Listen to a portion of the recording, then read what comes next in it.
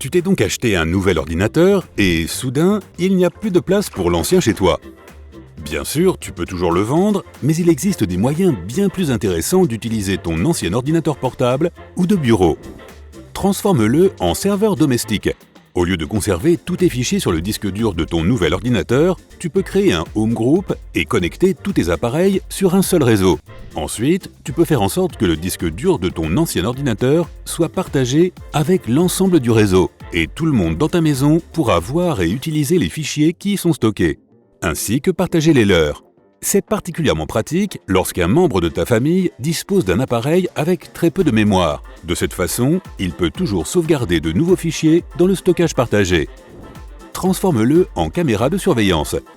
Si tu es inquiet pour ta sécurité ou si tu veux simplement savoir ce qui se passe à l'intérieur de ta maison lorsque tu es absent, réutilise ton ancien ordinateur portable avec un logiciel de surveillance. C'est gratuit pour un usage local, si bien que tu peux l'utiliser par exemple comme babyphone ou comme caméra extérieure pour voir qui te rend visite. Cela peut paraître bizarre, cependant si tu accroches ton ordinateur portable devant la porte, alors tu voudras peut-être le recabler un peu et extraire la caméra d'abord. Tu peux néanmoins payer un abonnement raisonnable pour être averti si un événement inattendu se produit chez toi pendant ton absence. Construis une médiathèque. Avec l'aide de certains logiciels gratuits, tu peux utiliser ton ancien ordinateur pour regarder des vidéos ou la télévision, écouter de la musique, télécharger des films et des morceaux de musique, et bien plus encore. Il suffit d'installer quelques applications légères, de connecter ton ancien ordi à ton réseau domestique et de l'utiliser depuis n'importe quel autre appareil de ton domicile. Accroche-le au mur. Celui-ci demande un peu de compétences techniques, mais il y a beaucoup de tutoriels en ligne, donc ça va aller. Ou pas. Tu n'as pas besoin d'une nouvelle télévision pour regarder des vidéos en ligne si tu as un vieux moniteur. Installe-le au mur de ta cuisine, par exemple, pour toujours avoir accès à tes émissions préférées ou à tes chaînes YouTube préférées. Ou bien pour écouter de la musique. Cela fonctionne très bien avec l'astuce de la médiathèque dont je t'ai parlé plus tôt. Fais un cadre photo numérique. Les cadres numériques peuvent coûter une fortune, alors il peut être satisfaisant de les créer soi-même. Il faudra démonter ton appareil, mais bon, tu n'en as pas besoin de toute façon. Place l'écran dans le cadre de ton choix, cache les entrailles de l'ordinateur portable derrière lui et exécute le logiciel de cadre numérique disponible en ligne. Installe une station de jeu rétro. Ton vieil ordinateur est peut-être lent, mais il est sûrement encore efficace pour jouer à de vieux jeux. Aucune manipulation complexe n'est prévue. Installe simplement un nouveau système d'exploitation, achète quelques manettes de jeu pour toi et tes amis ou ta famille, achète des jeux old school et éclate-toi. Transforme ton ordinateur portable en tablette. Si tu es disposé à te plonger dans les entrailles électroniques de ton ancien ordi portable, tu peux te fabriquer une puissante tablette DIY. Tu dois faire de nombreux réglages, notamment remplacer l'écran par défaut par un écran tactile, mais le résultat en vaut la peine. Cherche des tutoriels en ligne, choisis celui qui te plaît le plus, procure-toi des pièces détachées et hop, au boulot. Fais un serveur de réseau à distance. Un vieil ordinateur peut être un bon endroit pour partager tes fichiers avec d'autres personnes en ligne. Tu peux soit créer un site web et utiliser ton PC comme serveur, soit créer un serveur FTP, il aura l'air très simple mais servira toujours à partager des choses. L'utilisation d'une telle structure est plus sûre que l'envoi de fichiers par messagerie et elle peut être encore plus pratique puisque tu y as toujours accès. Expérimente avec un autre système d'exploitation. Bien que pratique, Windows ou iOS consomment beaucoup de puissance de calcul. Il est donc possible d'essayer un nouveau système d'exploitation pour voir s'il fonctionne mieux pour toi.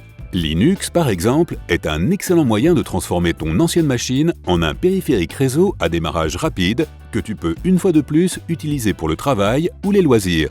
Il y a aussi le nouveau système d'exploitation Chrome à essayer.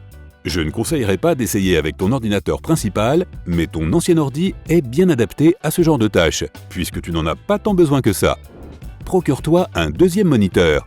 Lorsqu'un ordinateur portable ou un PC tombe en panne, son moniteur est généralement encore fonctionnel, de sorte que tu peux l'utiliser au travail ou pour jouer à des jeux comme support. Dans le cas d'un PC de bureau, c'est extrêmement simple. Il suffit de brancher l'ancien moniteur sur le nouveau système. Dans le cas d'un ordinateur portable, c'est plus complexe.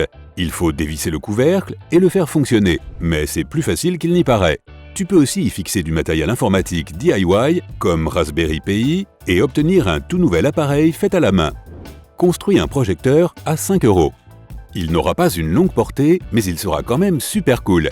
Tu auras besoin d'un ordinateur portable fonctionnel avec un écran réglé au maximum, d'une boîte en carton pour le ranger, d'une lentille de Fresnel, tu peux en obtenir une pour quelques euros en ligne, et d'un rouleau de ruban adhésif.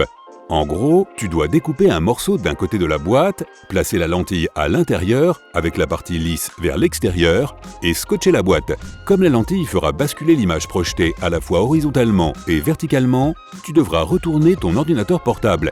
Il suffit de découper le côté opposé de la boîte, puis de monter l'ordinateur portable avec son clavier posé sur le dessus de la boîte. Installe un routeur de fortune. Au cas où ton routeur cesserait de fonctionner pour une raison quelconque, tu peux disposer d'un point d'accès Wi-Fi d'urgence. Tu devras connecter tous tes appareils à un seul réseau domestique et dans les paramètres de l'ancien ordinateur portable, le sélectionner comme point d'accès. N'oublie pas de le brancher au câble WAN, sinon il ne fonctionnera pas. Lis des DVD ou des disques Blu-ray. Je sais qu'il y a le streaming, bien sûr, mais ceux d'entre vous qui aiment collectionner des copies physiques de leurs films préférés pourraient vouloir utiliser un vieux portable ou PC comme lecteur DVD ou Blu-ray de rechange. La plupart des ordinateurs portables ont un lecteur de CD capable de les lire. Il suffit donc d'acheter un bon système acoustique, car le son des ordinateurs portables est généralement assez minable. Utilise-le sur la route.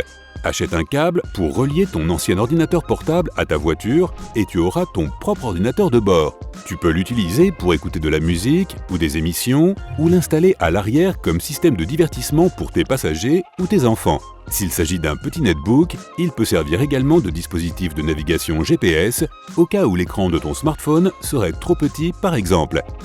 Donne-le à un membre de ta famille qui ne s'y connaît pas en informatique. Ça les rendra fous. Mais non. Les personnes âgées ont souvent du mal à comprendre la technologie et si tu as une grand-mère ou un grand-père qui t'appelle chaque fois qu'il a besoin d'aide en informatique, tu peux installer un nouveau Windows sur ton ancien, configurer l'accès familial et le leur donner. Ainsi, tu pourras les aider directement en accédant à leurs paramètres en ligne depuis ton appareil, en limitant l'utilisation ou l'installation de certaines applications et bien plus encore. Fais bon usage de sa puissance de calcul. Tu as peut-être entendu parler de SETI Atom, une expérience scientifique de l'université de Berkeley consacrée à la recherche d'intelligence extraterrestre, puisqu'il n'y a pas grand-chose ici. Tu peux y participer en créant un compte sur place et en connectant ton ancien ordinateur au réseau mondial qui aide la cause. Lorsque tu installes un programme gratuit, ton ordinateur commence à télécharger et à analyser les données des télescopes. Qui sait, c'est peut-être ton vieil ordinateur portable qui aidera les scientifiques à trouver E.T. Récupère des pièces. S'il ne reste rien d'autre et que ton appareil est cassé pour de bon, ne le jette pas. Certaines parties peuvent encore être fonctionnelles et elles peuvent être utiles. Si tu es bricoleur, tu peux les utiliser dans d'autres appareils. Et si tu ne l'es pas, elles coûtent toujours de l'argent sur le marché. Regarde les prix sur eBay, tu pourrais être surpris. Au fait, si tu as un ordinateur de bureau en panne, pense à le réparer toi-même. L'achat de nouvelles pièces détachées est souvent beaucoup moins cher que l'achat d'une machine neuve. Bonne chance!